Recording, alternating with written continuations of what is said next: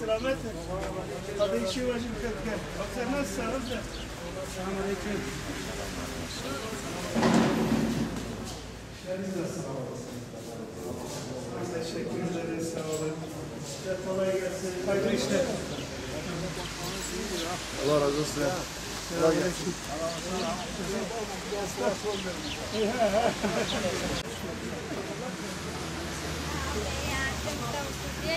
Selamun aleyküm.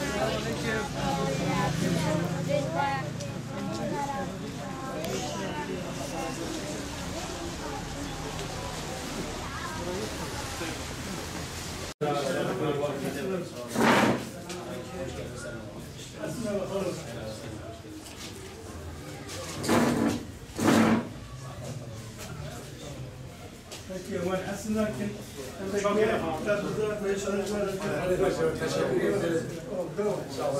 İnşallah. İnşallah. Millet tabii işini mahalle yok başkana. Hem hizmette mahalle hakim. Günler hakkı selamet. Vakta Mehmet Arif Hamit çekip kestin abi. Ne var gel? Mehmet Arif giraz bu yani. Zarcı mektebi daha da müttefir şu böyle. Festi 3,5 dolar. أبنا محل شتوه تدا توشتم الله ضوانه حماتي باغي من دهات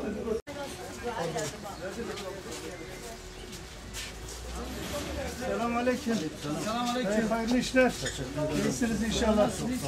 Size dua edin. Sağ olun. Teşekkür ederim. Allah razı olsun. Sağ olasınız. Bir emriniz varsa söyleyin. Gerekeni yapacağız. Allah razı olsun.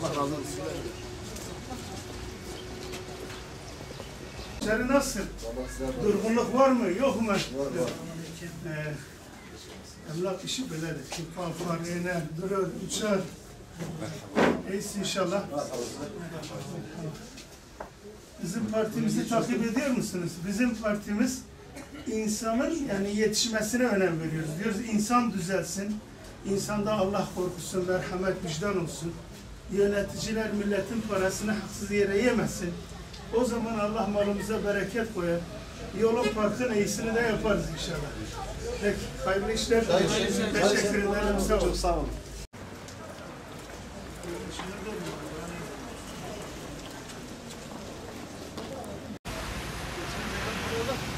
Başkan değil ya.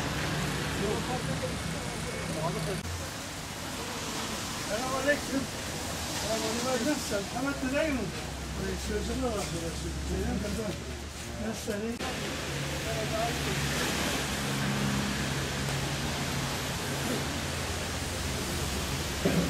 Burası. Selamünaleyküm.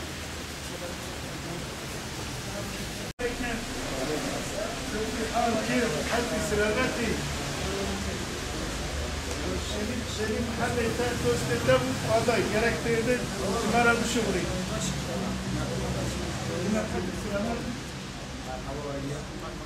مرة دام إن شاء الله قريب على موافق إن شاء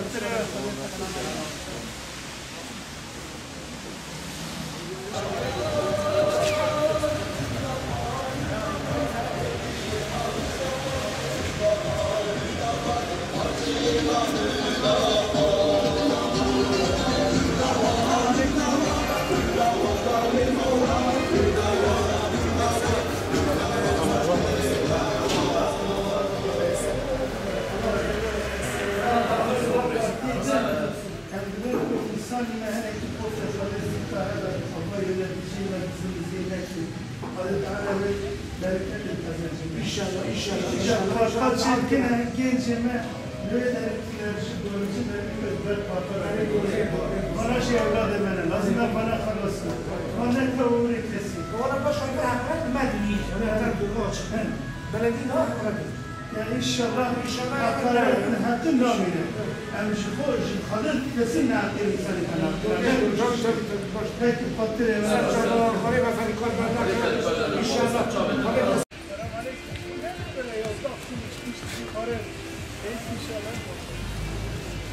İnsanlara böyle havadan bakıyorsun.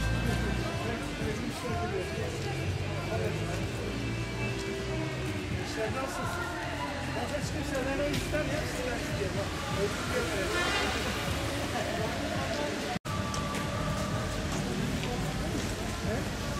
Market.